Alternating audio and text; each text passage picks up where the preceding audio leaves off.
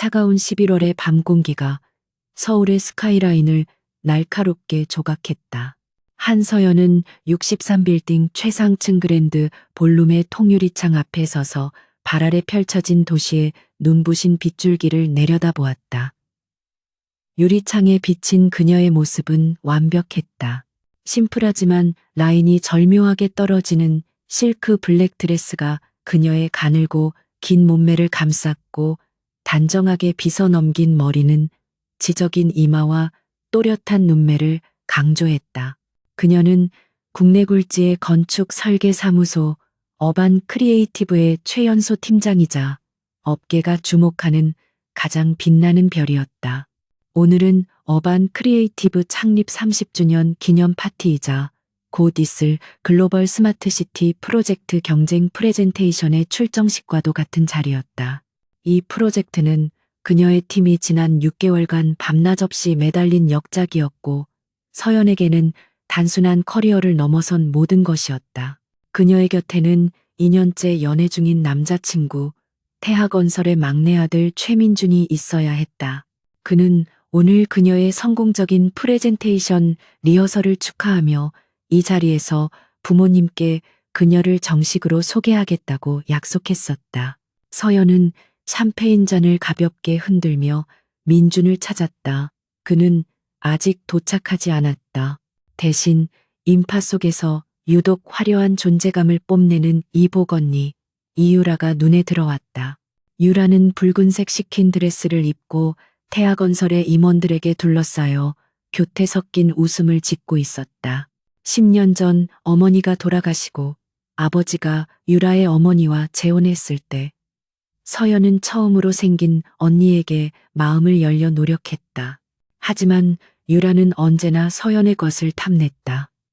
사소한 옷가지부터 대학 수석 자리까지, 그리고 지금은 서연의 남자친구 주변을 맴돌고 있었다. 유라의 시선이 잠시 서연에게 머물렀다. 그 눈빛에는 언제나처럼 꿀을 바른 듯한 친절함 속에 감춰진 날카로운 질투와 경멸이 스쳤다. 서연은 애써 그 시선을 외면했다. 오늘은 중요한 날이었다. 사소한 감정 소모로 공들여 쌓아 올린 탑을 무너뜨릴 수는 없었다. 그녀는 민준에게 줄 서프라이즈 선물이 담긴 작은 케이스를 만지작거렸다. 그가 직접 디자인에 참여했던 첫 번째 소규모 건축물의 모형을 특별히 주문 제작한 것이었다. 파티는 점점 무르익어갔고 대표의 연설이 시작되었다. 모두의 이목이 단상으로 쏠린 순간 서연의 휴대폰이 짧게 진동했다. 민준에게서 온 문자였다. 미안, 서연아, 차가 너무 막혀. 20분 정도 늦을 것 같아. 테라스 쪽 비상계단 근처에서 잠깐 볼 수 있을까? 할 말이 있어. 서연은 가슴이 살짝 내려앉는 것을 느꼈다.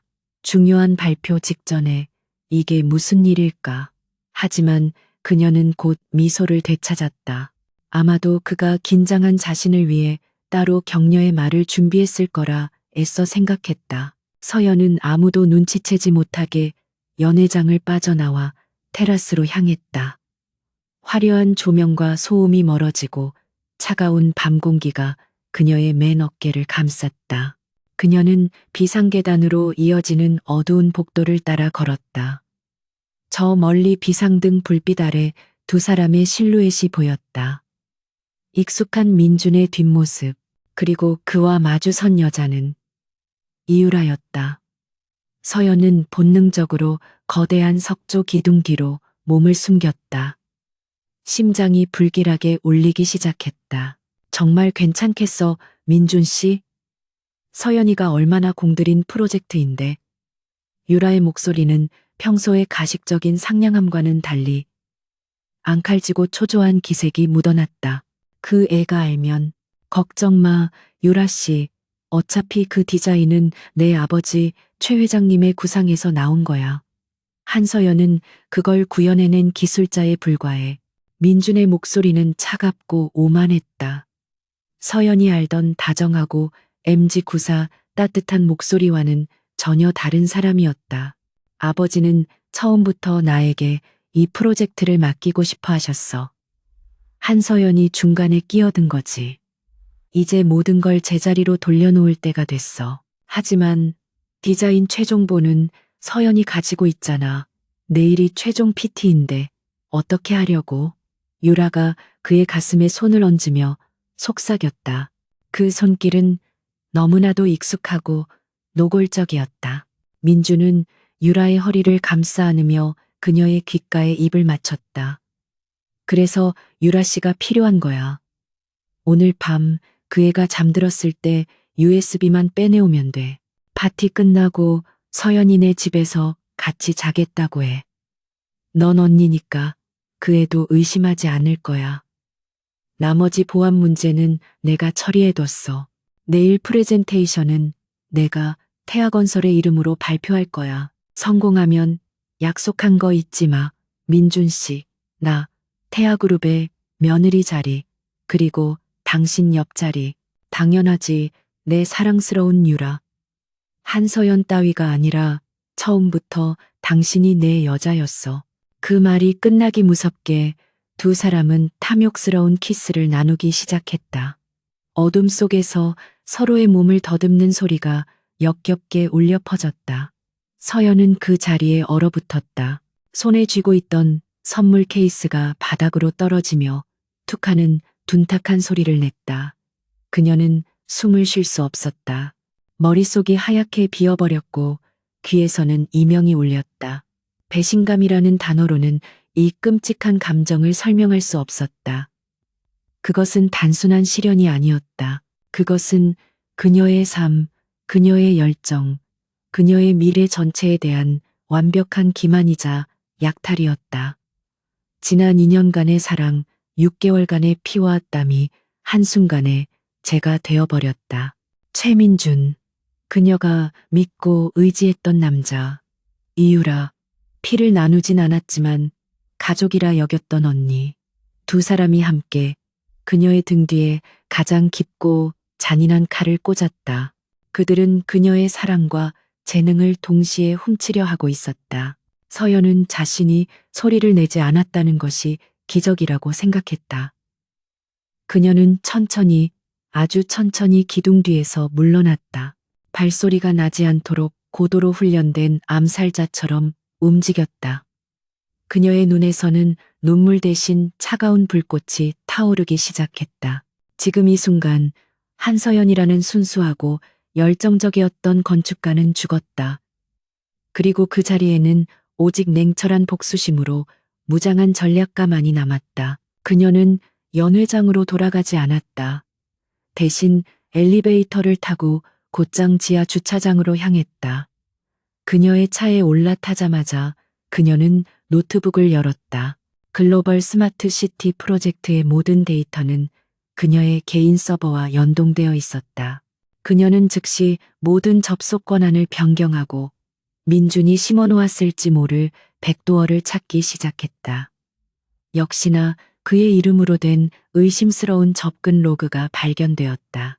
그녀는 망설임 없이 그 경로를 차단하고 역추적 코드를 심어두었다. 이제 그들은 디자인 원본에 접근할 수 없을 것이다. 하지만 이것만으로는 부족했다. 그들은 단지 도둑질에 실패한 것뿐 대가를 치르지 않았다. 서연은 핸들을 쥔 손에 힘을 주었다. 손톱이 손바닥을 파고들었지만 고통은 느껴지지 않았다. 최민준, 이유라. 너희들은 나를 잘못 건드렸다. 너희들이 탐낸 것은 고작 내 디자인 하나였지만 나는 너희들이 가진 모든 것을 빼앗을 것이다. 서연의 머릿속은 복잡한 설계도를 그리듯 빠르게 회전하기 시작했다. 최민준이 그토록 원하는 것은 아버지의 인정과 태아그룹의 경영권이었다. 이유라가 원하는 것은 최민준과 그가 가진 부와 지위였다. 그렇다면 답은 간단했다. 그들의 목표물을 먼저 차지하면 된다. 최민준이 의지하고 두려워하는 유일한 존재, 태아그룹의 절대 권력자, 최건태 회장. 서연은 민준에게서 그에 대해 많은 이야기를 들었다. 철두철미하고 냉정하며 그 어떤 감정에도 흔들리지 않는 강철 같은 남자. 하지만 동시에 아내를 잃은 후 깊은 외로움과 공허함 속에서 아들에 대한 실망감을 감추지 못하는 아버지. 서연은 차가운 미소를 지었다. 최민준, 넌 내 아버지를 조금도 모르고 있어. 넌 그저 그분의 권력만을 탐냈지만 나는 그분의 마음을 읽을 것이다. 그녀는 차에 시동을 걸었다. 목적지는 집이 아니었다. 그녀는 자신의 작업실로 향했다. 내일 있을 프레젠테이션은 예정대로 진행되어야 한다. 하지만 그것은 더 이상 어반 크리에이티브의 한서연 팀장이 아니라 태아그룹 최건태 회장의 마음을 사로잡기 위한 한서연의 첫 번째 무대가 될 것이다. 그녀는 오늘 밤 모든 것을 잃었지만 동시에 가장 강력한 무기를 손에 넣었다. 그것은 바로 상처 입은 여자의 차가운 분노와 천재적인 전략이었다. 복수의 서막이 올랐다. 한서연의 작업실은 도시의 소음이 닿지 않는 고요한 성역이었다. 사방이 책과 도면, 건축 모형으로 가득 찬 공간. 그녀는 꼬박 3시간을 미동도 없이 모니터 앞에 앉아 있었다. 배신감에 몸을 떨던 여자는 사라지고 차가운 분노로 이성이 날카롭게 벼려진 전략가만 남아 있었다. 그녀는 방금 전 글로벌 스마트 시티 프로젝트의 모든 핵심 데이터를 오중 암호화된 별도의 클라우드 서버로 옮기고 기존 서버에는 교묘하게 조작된 오류 데이터를 심어두었다. 최민준이 내일 발표장에서 USB를 꽂는 순간 그가 마주할 것은 완벽한 설계도가 아니라 치명적인 오류로 가득 찬 쓰레기 파일일 것이다. 그것만으로는 충분하지 않았다. 그들을 공개적으로 망신시키는 것은 순간의 통쾌함일 뿐 근본적인 복수가 될 수 없었다. 서연은 최민준과 이유라라는 존재를 자신의 인생에서 완벽하게 도려내는 것을 넘어 그들이 감히 자신을 짓밟으려 했던 대가를 뼈저리게 느끼게 만들고 싶었다.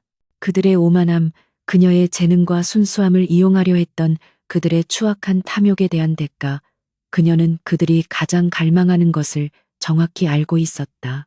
최민주는 태아건설의 후계자라는 타이틀에 집착했다. 그는 능력이 아닌 혈연으로 그 자리를 보장받으려 했고, 아버지 최건태 회장의 인정을 병적으로 갈망했다. 이유라는 그 후계자의 아내라는 신분 상승을 꿈꿨다. 그녀는 서연의 재능을 질투했지만 스스로 노력할 생각 대신 서연의 남자를 빼앗는 손쉬운 길을 택했다. 두 사람의 목표는 결국 하나, 태아그룹이라는 거대한 성이었다. 서연의 시선이 모니터 한 구석에 띄워진 사진으로 향했다. 태아그룹 창립 50주년 기념식에서 촬영된 최건태 회장의 전신 사진이었다. 예순이 넘은 나이에도 불구하고 그의 자세는 고닫고 눈빛은 형령했다. 주름진 얼굴에는 그가 평생을 바쳐 이룩한 제국만큼이나 견고한 의지가 서려 있었다. 그는 자수성가한 신화 그 자체였다. 거친 건설 현장 바닥에서 시작해 대한민국 재계 서열 10위권의 그룹을 일군 입지전적인 인물. 업계에서는 그를 불도저 혹은 강철의 제왕이라 불렀다. 민주는 늘 아버지를 두려워하면서도 그 그늘에서 벗어나지 못했다. 그는 아버지의 냉철함, 완벽주의, 그리고 사업에 대한 무서운 통찰력을 이야기하곤 했다. 하지만 서연은 민준의 불평 섞인 말들 속에서 다른 조각들을 맞춰나갔다. 5년 전 아내와 사별한 후 최 회장은 공식 석상 외에는 거의 웃음을 보이지 않았다. 그는 유일한 아들인 민준이 자신을 닮아주길 바랐지만 민준은 사치와 여자 문제로 번번이 그를 실망시켰다. 그는 거대한 성의 가장 높은 곳에 홀로 앉아 있는 누구보다 외롭고 실망한 아버지였다. 서연의 입가에 얼음장 같은 미소가 번졌다. 그래, 최민준. 넌 내 아버지를 전혀 몰라. 너는 그저 아버지의 재산을 탐냈지만 나는 그 아버지라는 사람을 파고들 것이다. 너희들의 복수의 대상은 너희들이 아니다. 너희들은 그저 내가 목표를 달성하는 과정에서 밟고 지나갈 돌부리에 불과하다. 진정한 목표는 너희들의 욕망의 근원, 최건태 회장이다. 그녀는 키보드를 두드리기 시작했다. 프로젝트 최건태가 가동되었다. 이것은 건축 설계가 아니었다. 이것은 한 남자의 심리를 설계하고 그의 신뢰를 구축하며 마침내 그의 마음을 완벽하게 장악하기 위한 가장 정교한 마스터 플랜이었다.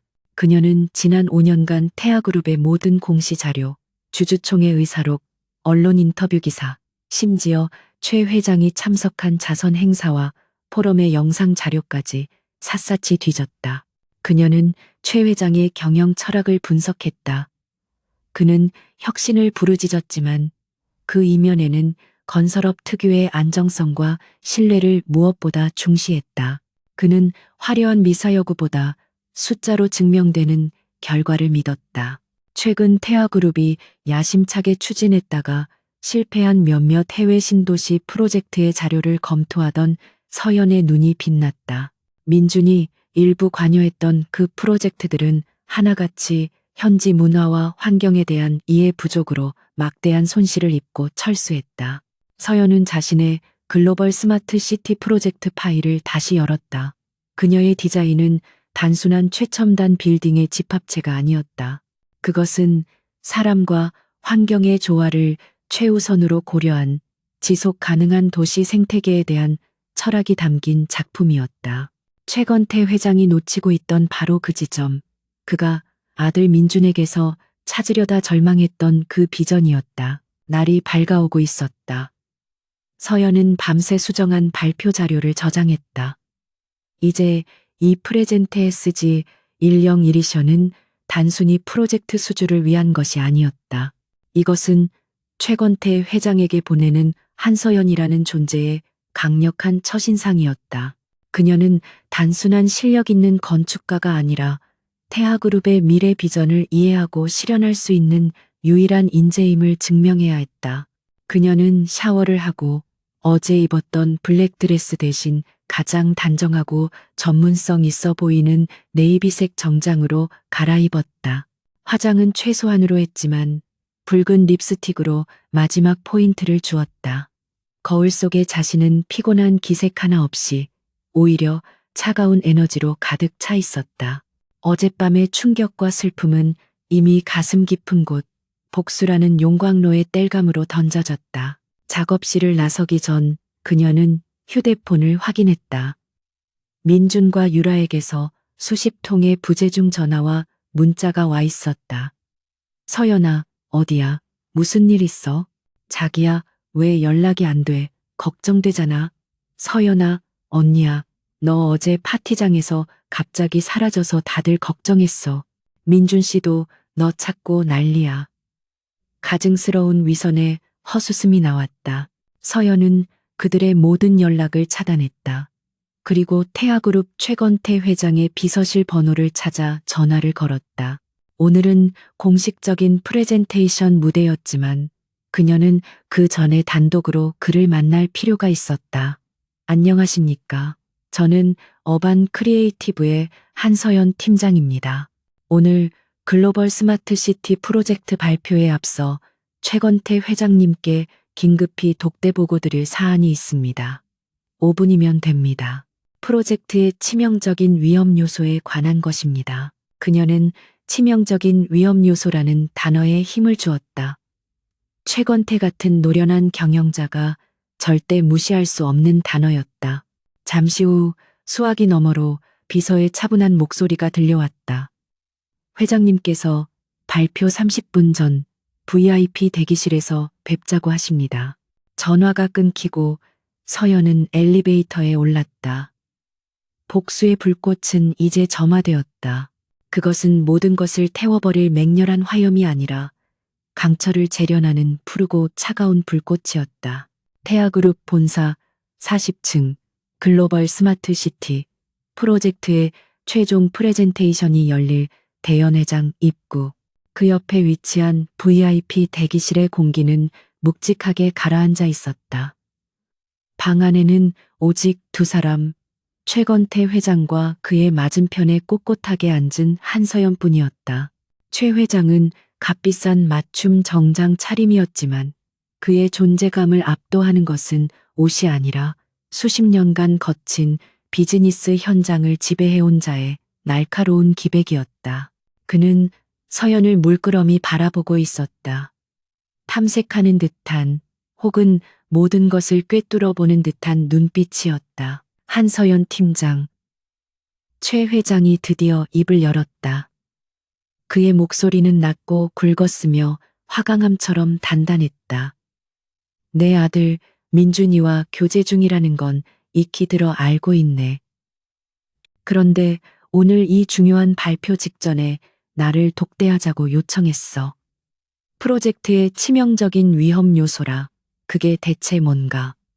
만약 내 시간을 낭비하는 거라면 그 대가는 혹독할 걸세. 그의 말은 단순한 경고가 아니라 명백한 위협이었다.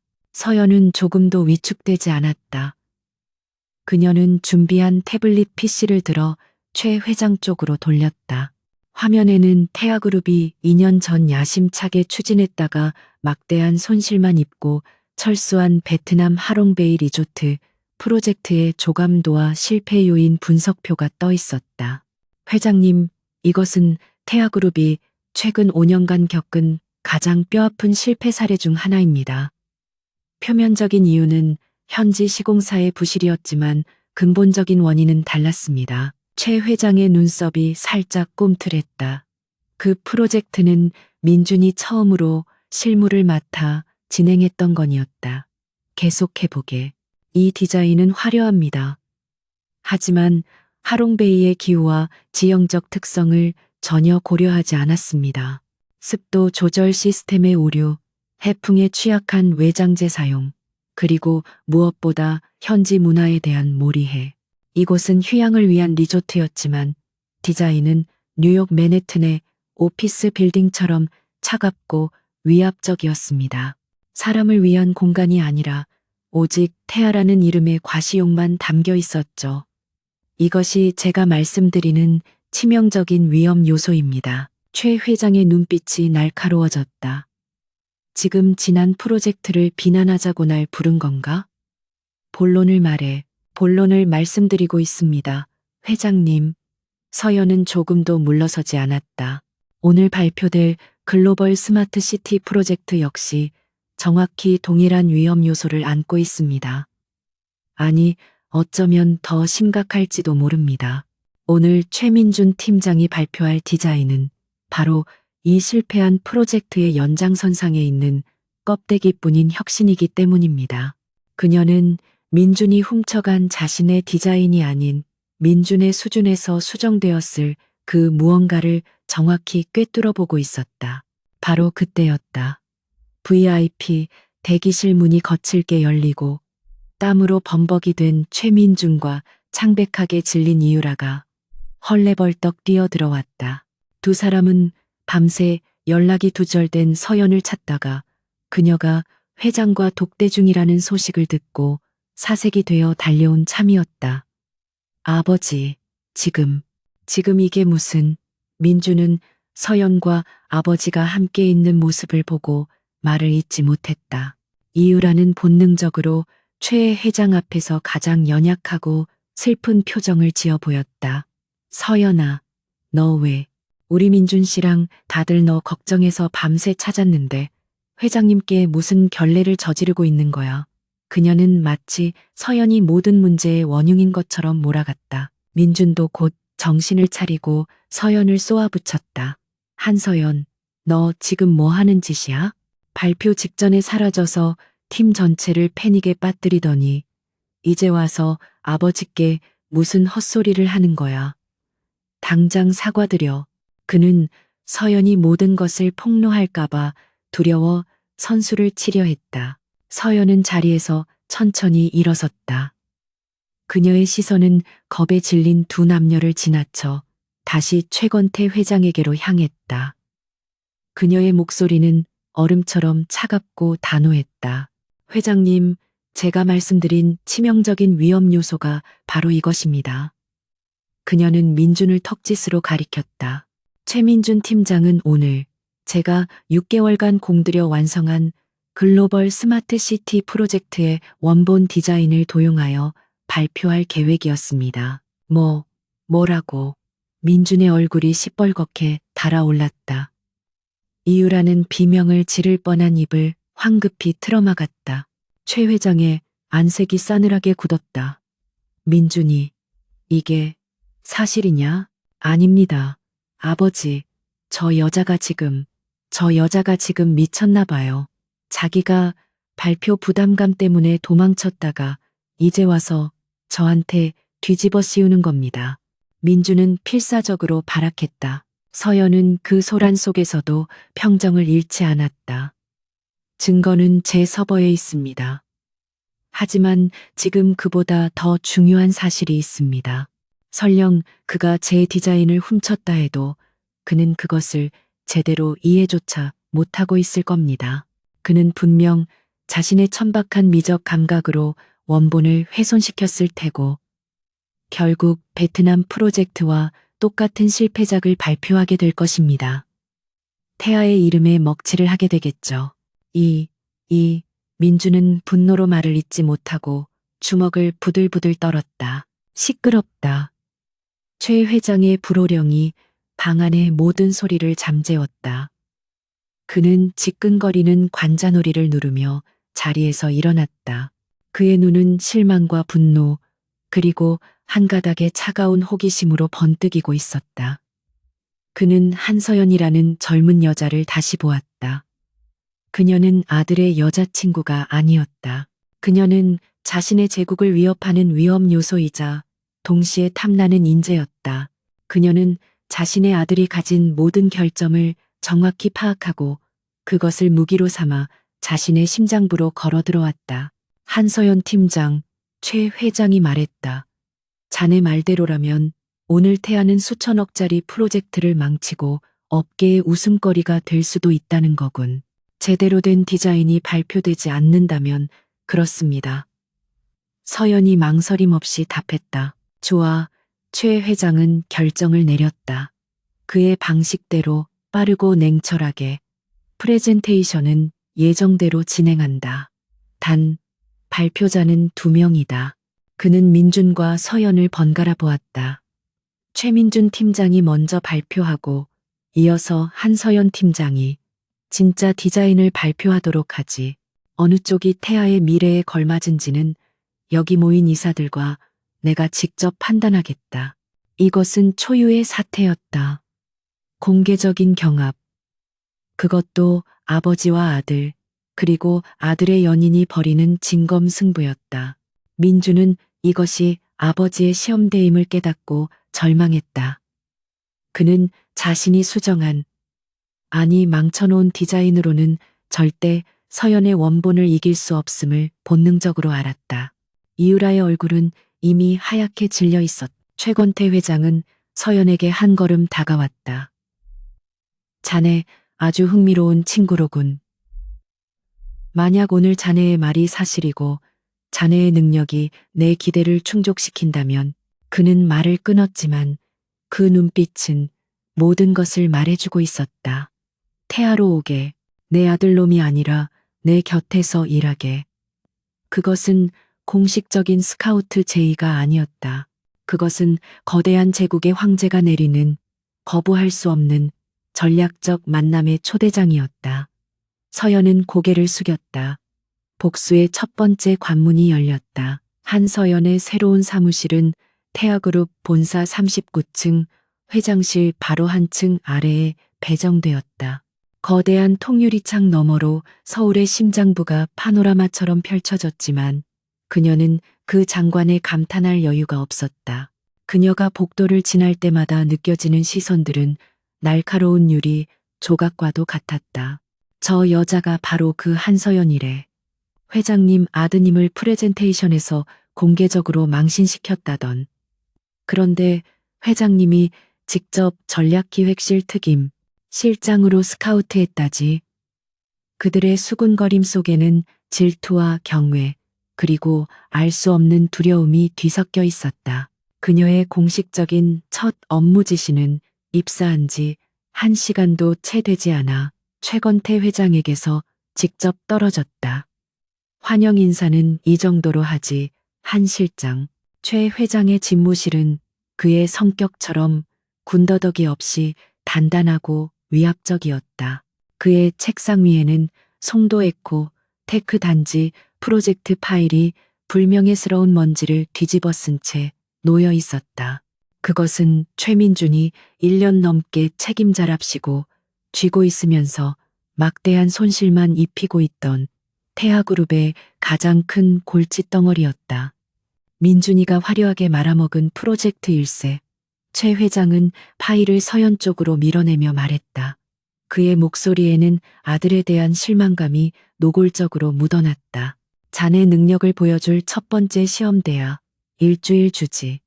이 쓰레기 더미에서 금을 찾아내든 아니면 아예 태워버릴지 결정해서 보고해. 자네라면 할 수 있겠지. 그것은 질문이 아니라 확인에 가까운 명령이었다. 그날 오후 예상대로 최민준과 이유라가 서연의 사무실로 쳐들어왔다. 민준의 얼굴은 모욕감과 분노로 시뻘겋게 달아올라 있었고 유라는 금방이라도 눈물을 쏟을 듯 연약한 표정을 짓고 있었다. 한서연, 네가 감히 아버지께 무슨 꼬리를 쳐서 내 프로젝트를 빼앗아간 거야. 민준이 서류철을 그녀의 책상에 내리치며 고함을 질렀다. 이유라가 그를 말리는 척하며 거들었다. 서연아, 제발, 우리 이러지 말자. 민준 씨한테 사과하고 회장님께는 네가 잠시 실수했다고 말씀드리면 서연은 산더미 같은 송도 프로젝트 파일에서 단 한순간도 눈을 떼지 않은 채 대답했다. 최민준 팀장, 그건 당신 프로젝트가 아니라 태아그룹의 프로젝트였습니다. 그리고 지금은 내 프로젝트가 되었죠. 전 회장님의 정당한 지시를 이행 중입니다. 그녀는 그제야 고개를 들어 유라를 차갑게 바라보았다. 그리고 유라 씨, 우리라는 말 함부로 쓰지 마. 역겨우니까 내 사무실에서 당장 나가. 업무 방해로 보안팀을 부르기 전에 두 사람은 서연의 얼음장 같은 태도에 한마디도 더 하지 못하고 물러섰다.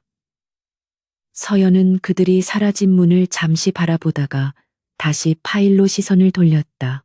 그녀에게는 감정을 낭비할 시간이 없었다. 그녀는 송도 에코 테크 단지의 문제점에 즉시 파고들었다. 민준이 엉망으로 꼬아놓은 계약서들, 터무니없이 부풀려진 예산, 현실성이라고는 찾아볼 수 없는 설계도를 밤새도록 분석했다. 문제는 생각보다 복잡하지 않았다.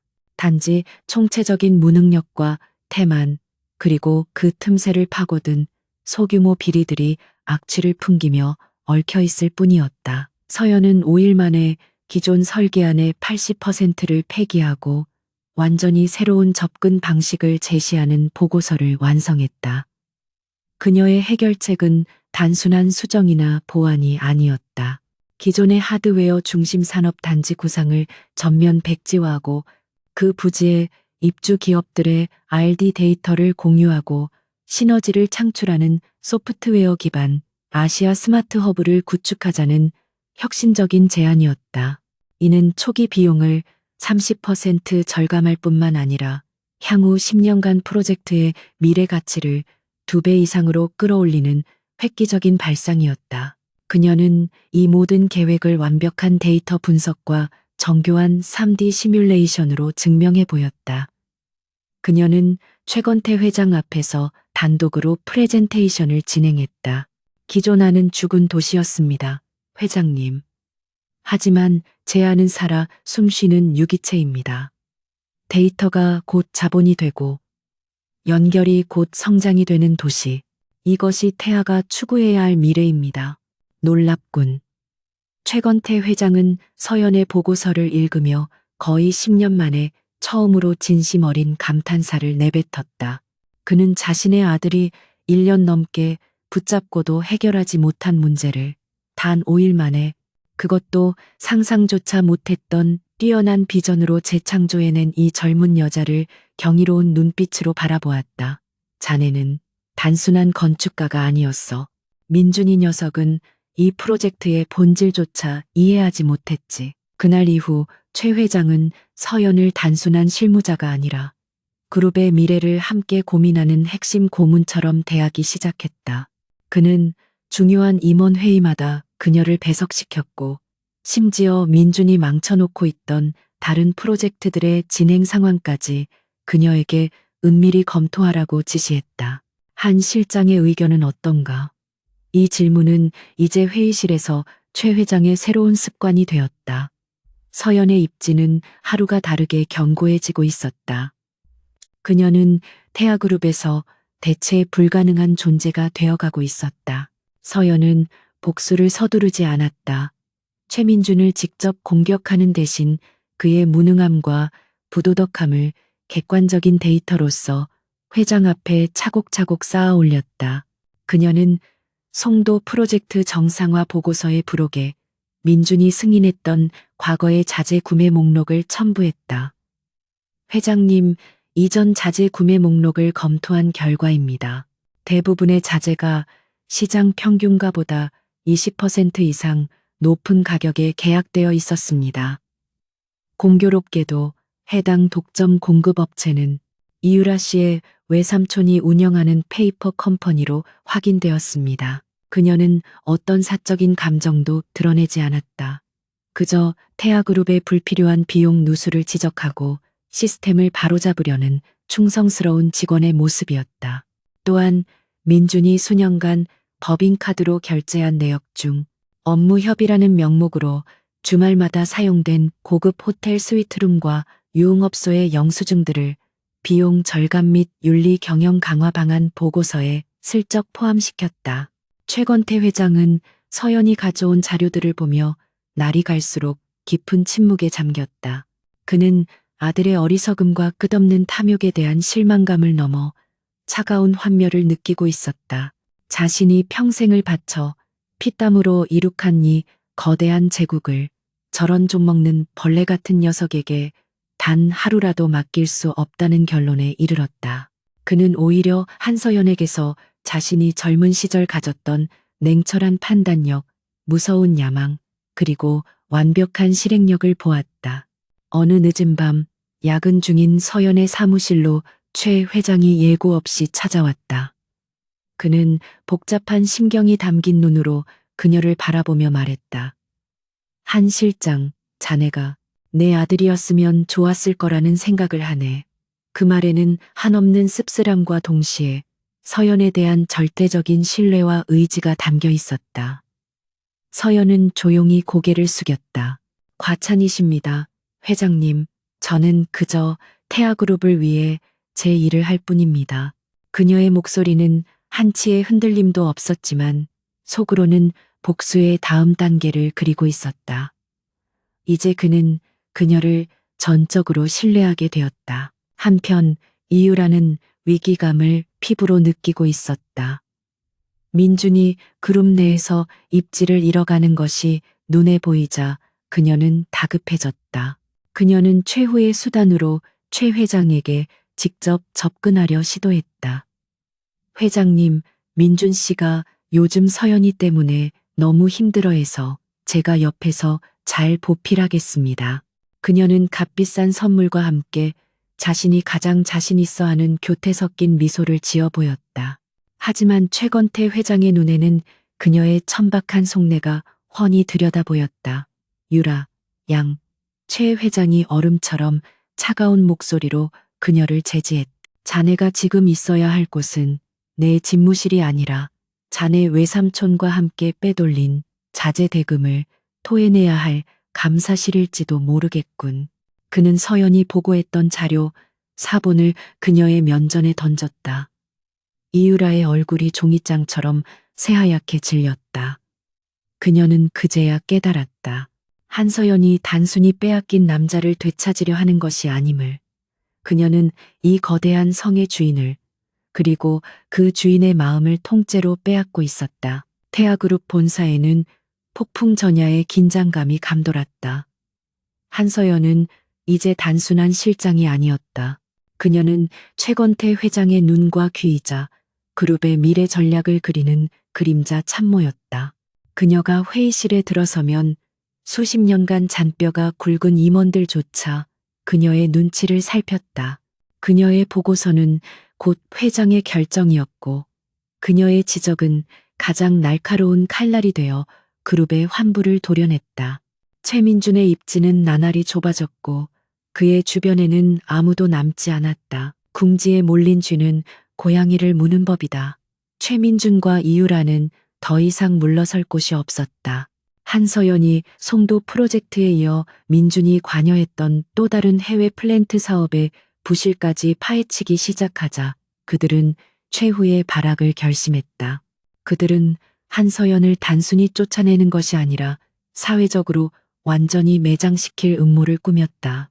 태아그룹의 명운이 걸린 글로벌 에코, 넥서스 신도시 개발 사업의 입찰 정보를 경쟁사인 삼진건설에 유출하고 그 모든 죄를 한서연에게 뒤집어 씌우는 것이었다. 이유라는 마지막 남은 교태와 인맥을 총동원했다.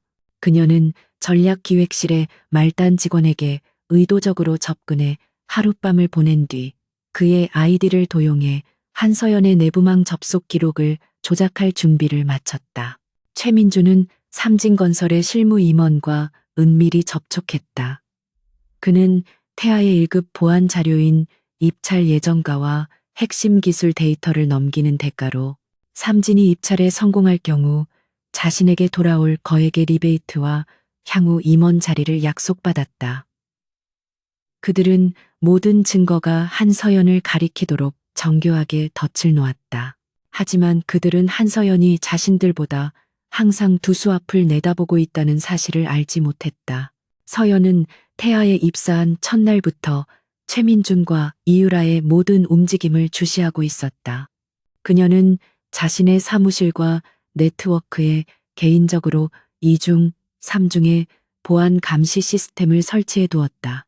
그녀는 이유라가 말단 직원에게 접근하는 것을 포착했고 최민준이 의심스러운 IP로 삼진건설 측과 접촉한 로그까지 확보했다. 그들이 덫을 놓는 순간 그들은 이미 서연의 더 큰 그물 안에 갇힌 것이다. 사건은 그들의 계획대로 터졌다.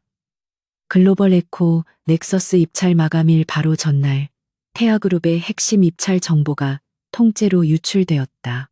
경쟁사 삼진건설은 믿을 수 없을 만큼 정확하게 태아의 약점을 파고드는 수정 제안서를 제출했다. 태아그룹은 발칵 뒤집혔다. 수조 원이 걸린 프로젝트가 물거품이 될 위기였다.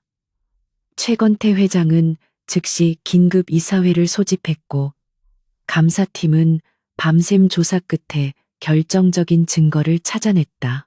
유출된 데이터의 최종 전송지가 바로 전략기획실 특임실장 한서연의 개인 단말기로 특정된 것이다. 긴급 이사회가 열린 회의실.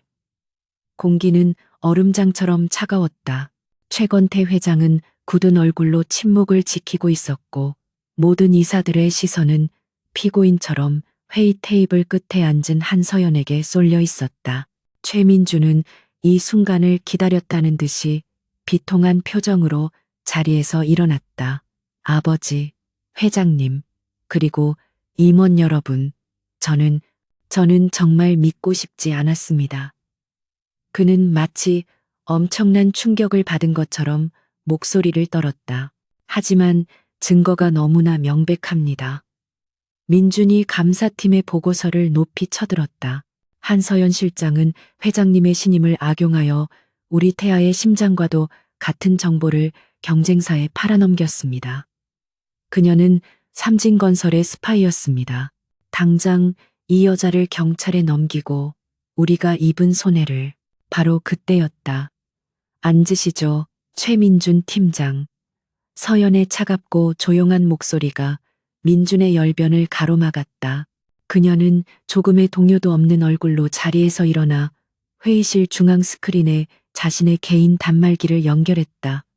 감사팀의 보고는 사실입니다. 유출은 제 단말기 IP를 통해 이루어졌습니다. 하지만 그 로그는 조작되었습니다. 화면이 바뀌고 어젯밤 서연의 사무실 복도를 찍은 고화질 CCTV 영상이 재생되었다. 영상 속에는 이유라가 조작에 이용했던 말단 직원의 출입증을 목에 걸고 모자와 마스크로 얼굴을 가린 채 서연의 사무실로 몰래 잠입하는 모습이 선명하게 찍혀 있었다. 그녀가 서연의 컴퓨터에 외부 USB를 연결하고 몇 분간 무언가를 조작한 뒤 황급히 사라지는 모습까지 완벽하게 담겨 있었다. 회의실은 충격으로 술렁였다. 이유라와 눈이 마주친 최민준의 얼굴이 하얗게 질리기 시작했다. 하지만 서연의 폭로는 이제 시작에 불과했다. 그렇다면 이들은 왜 저를 이렇게까지 절박하게 모함해야만 했을까요? 그것은 그들의 첫 번째 범죄, 즉 6개월 전 글로벌 스마트 시티 프로젝트 디자인 도용 시도가 실패했기 때문입니다. 서연은 다음 파일을 열었다. 63빌딩 파티가 있던 그날 밤 비상계단에서 녹음했던 최민준과 이유라의 대화 내용이 음성 파일로 생생하게 재생되었다. 어차피 그 디자인은 내 아버지 구상에서 나온 거야. 한서연은 기술자에 불과해. USB만 빼내오면 돼. 넌 언니니까 의심하지 않을 거야. 두 사람의 추악한 목소리가 이사회 회의실을 가득 메웠다. 몇몇 임원들은 경악을 금치 못하고 입을 다물지 못했다. 스파이 행위와 디자인 도용. 이것만으로도 두 사람의 죄는 명백합니다. 서연이 마지막으로 파일을 열었다. 그것은 송도 에코 테크 단지의 최종 감사 보고서 원본이었다. 하지만 이들은 이미 태아그룹을 좀먹고 있었습니다. 화면에는 이유라의 외삼촌이 운영하는 페이퍼 컴퍼니와 최민준의 승인 도장이 찍힌 수십억 원대의 부풀려진 자재 계약서들이 나열되었다. 횡령과 배임의 구체적인 증거들이었다. 모든 것이 폭로되었다. 최민준은 더 이상 변명조차 하지 못하고 그 자리에 주저앉았다. 그는 자신이 한서연이라는 여자를 얼마나 끔찍하게 과소평가했는지, 자신이 파놓은 함정에 자신이 얼마나 완벽하게 빠졌는지를 깨달았다. 그는 아버지를 바라보았다. 최건태 회장의 얼굴은 분노를 넘어 깊은 환멸과 차가운 경멸로 일그러져 있었다. 그가 아들을 바라보는 눈빛은 더 이상 아버지가 아니었다. 그것은 자신의 제국을 더럽힌 배신자를 처단하는 왕의 눈빛이었다. 서연은 자신의 발표를 마쳤다. 회장님, 제가 말씀드렸던 결정적인 증거는 바로 이것들입니다. 태아그룹 내부를 좀먹던 암세포는 제거되어야 합니다. 그녀의 목소리는 한치의 감정 동요도 없이 단호했다. 그녀는 복수를 완수했다. 그것도 가장 완벽하고 가장 잔인하며 가장 합법적인 방식으로. 그녀는 그들의 모든 것을 빼앗았고 그들의 추악한 실체를 만천하에 공개했다. 그리고 이 모든 과정을 그들이 그토록 갈망했던 권력의 정점, 최건태 회장의 눈앞에서 직접 집행했다. 이사회 회의실의 시간은 얼어붙었다. 최민준과 이유라의 추악한 목소리가 담긴 음성 파일의 마지막 잔향이 사라졌지만 그 침묵은 고발보다 더 무거웠다. 모든 이사들의 시선은 이제 최건태 회장의 입술에 고정되었다. 그들은 자신들의 군주가 이 끔찍한 가문의 치부를 그리고 그룹을 뒤흔든 배신 행위를 어떻게 처단할지 숨죽여 지켜보고 있었다. 최 회장의 얼굴은 화강암처럼 굳어 있었다. 그곳에는 아들을 향한 실망이나 슬픔 따위는 보이지 않았다. 오직 자신의 제국을 더럽힌 반역자를 향한 냉혹한 경멸만이 존재했다. 최민준, 최 회장이 입을 열었다. 그의 목소리는 낮고 건조했지만 회의실 전체를 얼어붙게 할 만큼의 냉기를 품고 있었다. 그는 아들을 팀장이라고도 민준이라고도 부르지 않았다.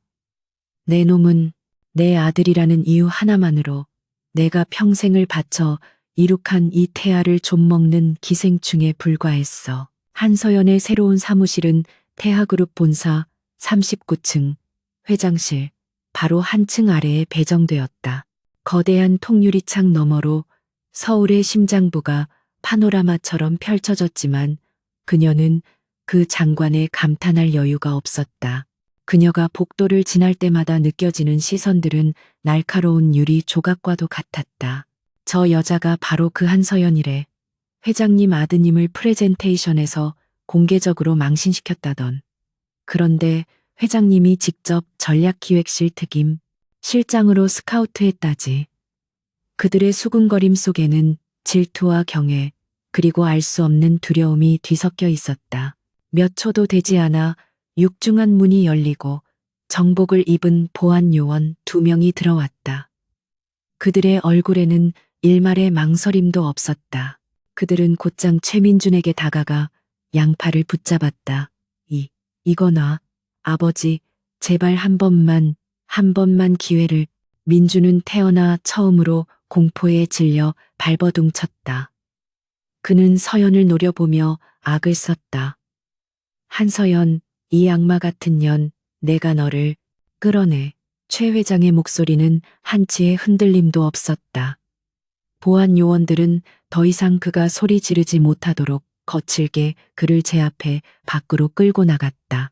육중한 문이 닫히고 그의 절규는 복도 저편으로 사라졌다. 회의실에는 다시 끔찍한 정적이 찾아왔다. 최건태 회장은 이사들을 둘러보며 선언했다. 오늘부로 최민주는 태아그룹의 모든 직위에서 해임된다. 그가 가진 모든 법인카드와 출입 권한을 정지시켜. 그리고 법무팀은 즉각 송도 프로젝트 관련 횡령 및 배임 혐의로 그놈을 형사 고발하도록. 이것은 단순한 해고가 아니었다. 아버지의 손에 의한 완벽한 사회적 사형 선고였다. 몇몇 임원들은 저도 모르게 마른 침을 삼켰다. 최 회장은 곧바로 다음 지시를 내렸다. 그리고 이유라, 그 여자. 그는 서연이 제출한 자료에 있던 이유라의 사진을 경멸스럽게 바라보았다. 그 여자가 연루된 페이퍼 컴퍼니의 모든 자산을 즉각 동결하고 역시 법무팀에서 처리해 다시는 태아그룹 건물에 발도 못 붙이게 해. 그 시각 1층 로비 카페에서 초조하게 민준을 기다리던 이유라는 갑작스러운 상황 변화를 감지했다. 건장한 보안 요원들이 그녀에게 다가와 양쪽을 막아섰다. 이유라 씨, 회장님의 지시입니다. 지금부로 태아그룹의 모든 건물에 대한 출입이 금지되셨습니다. 즉시 퇴거해 주십시오. 뭐? 무슨 소리예요? 나 몰라요. 나 최민준 팀장 여자친구. 그녀의 곁에 섞인 항변은 차가운 무시에 부딪혔다. 보안 요원들은 그녀의 팔을 붙잡아 질질 끌다시피 정문 밖으로 밀어냈다. 값비싼 명품 구두가 바닥에 나뒹굴고 완벽하게 세팅했던 머리가 헝클어졌다. 그녀는 차가운 보도블록 위에 내팽개쳐졌다. 유리문에 비친 자신의 비참한 모습을 본 유라는 그제야 모든 것이 끝났음을 깨달았다. 그녀는 악에 바친 비명을 질렀지만 바쁘게 오가는 서울의 소음 속으로 허무하게 흩어졌다. 다시 이사회장, 모든 폭풍이 지나갔다. 최건태 회장은 지친 기색으로 이사들을 향해 손짓했다. 회의는 이것으로 마치지. 오늘 일은 그룹의 미래를 위한 불가피한 수술이었음을 명심하게. 한 실장은 잠시 남아 이사들은 마치 사형 집행을 지켜본 증인들처럼 굳은 얼굴로 황급히 자리를 떴다. 그들은 나가면서 한서연을 경애와 두려움이 뒤섞인 눈빛으로 힐끗거렸다.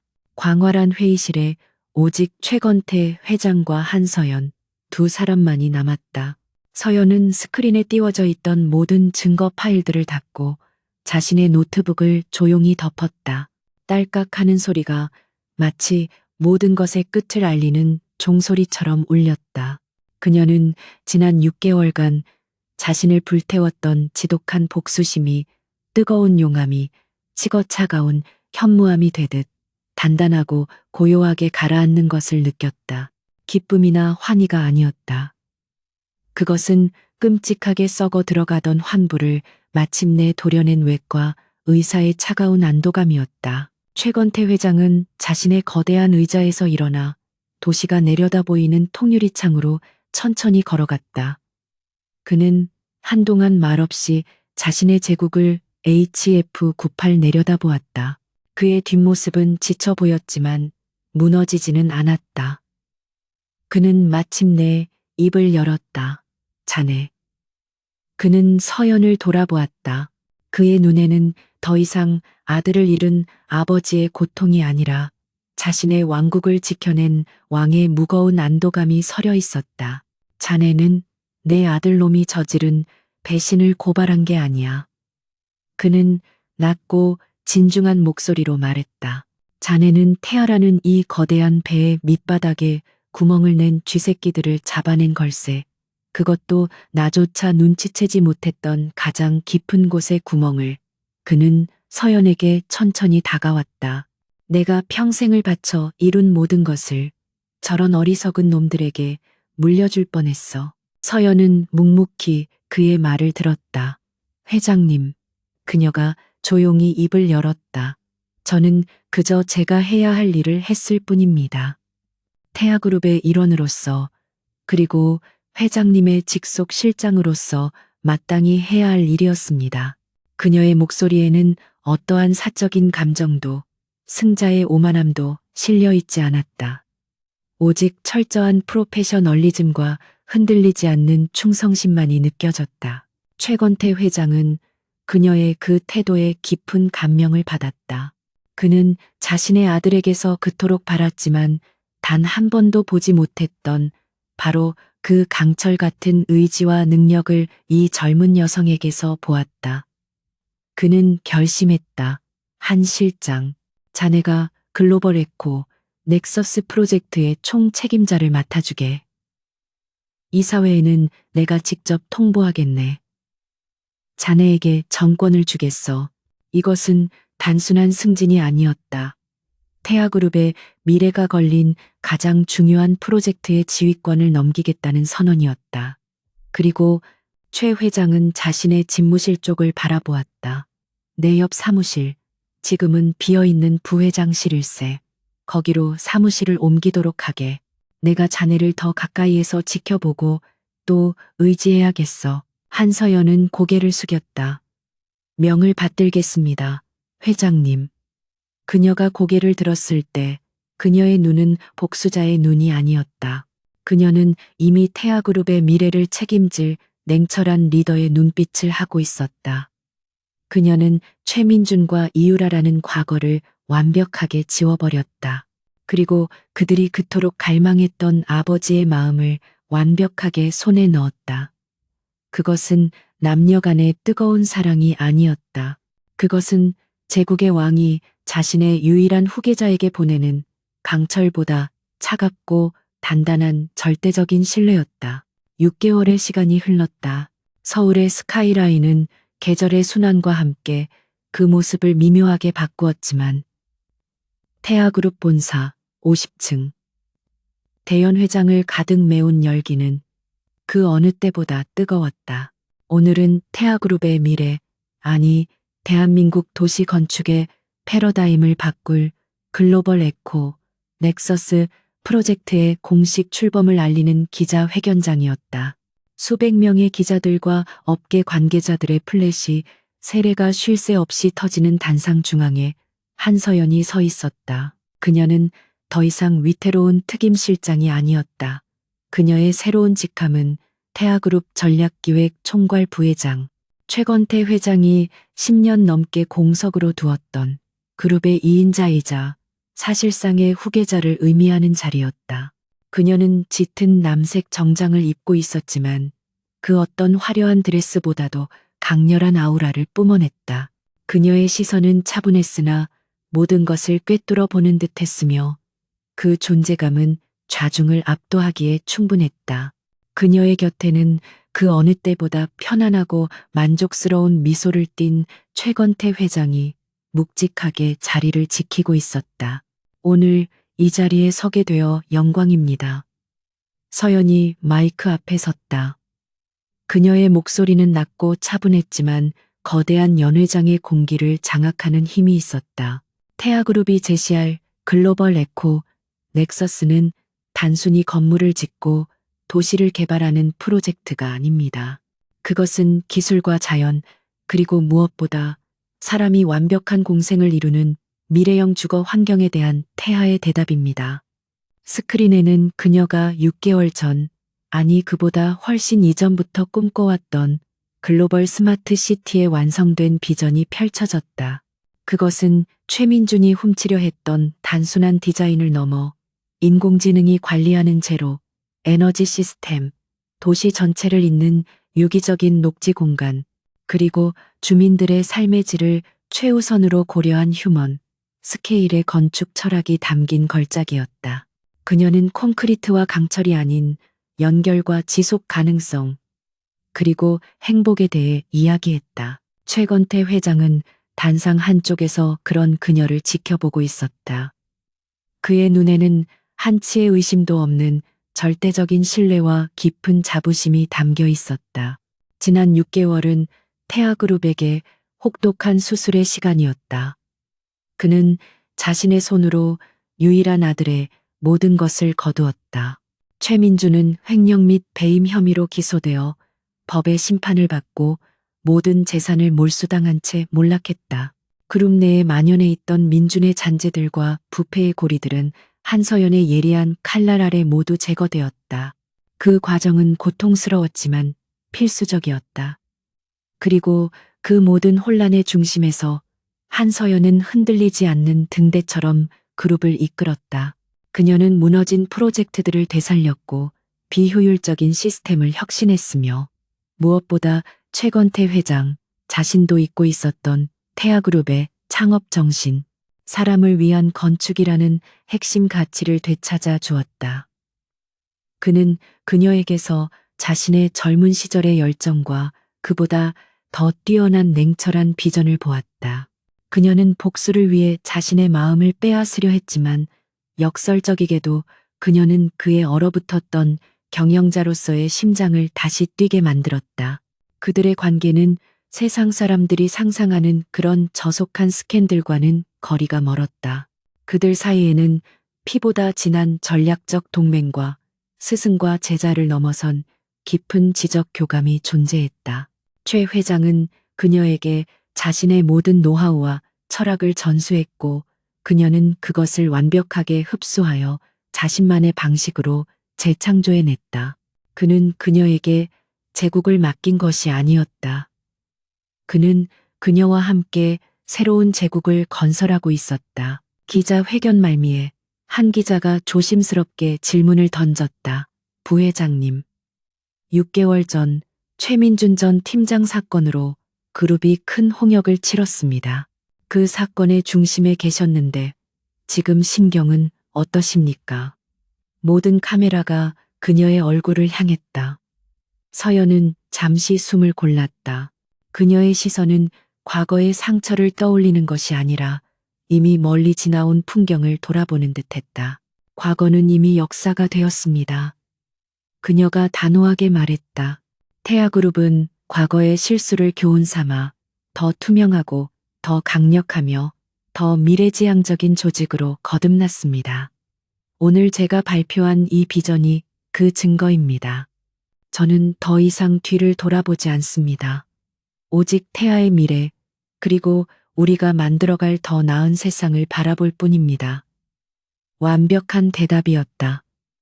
기자회견이 성공적으로 끝나고 서연은 자신의 새로운 집무실로 돌아왔다. 회장실 바로 옆 태아그룹의 심장부인 50층 코너에 위치한 구 부회장실이었다. 방금 전까지 입었던 정장 재킷을 벗은 그녀는 거대한 통유리창 앞에 섰다. 노을이 지기 시작하는 서울의 하늘 아래 그녀가 발 아래 둔 도시가 황금빛으로 물들고 있었다. 그녀의 책상 위 태블릿에 짧은 알림이 떴다. 주간 사회면에 실린 작은 단신 기사였다. 한때 재벌 3세의 약혼녀로 불리던 이유라 씨 명품 매장 사기 혐의로 불구속 입건. 그녀는 그 기사를 무심하게 쓸어 넘겼다. 이미 그녀의 세계에서 완벽하게 지워진 이름들이었다. 복수는 끝났다. 하지만 그녀는 깨달았다. 진정한 승리는 그들을 파멸시킨 것이 아니라 그들의 배신조차 자신의 발판으로 삼아 아무도 오르지 못했던 이 정상에 선 것임을. 그녀는 최민준의 것을 빼앗은 것이 아니었다.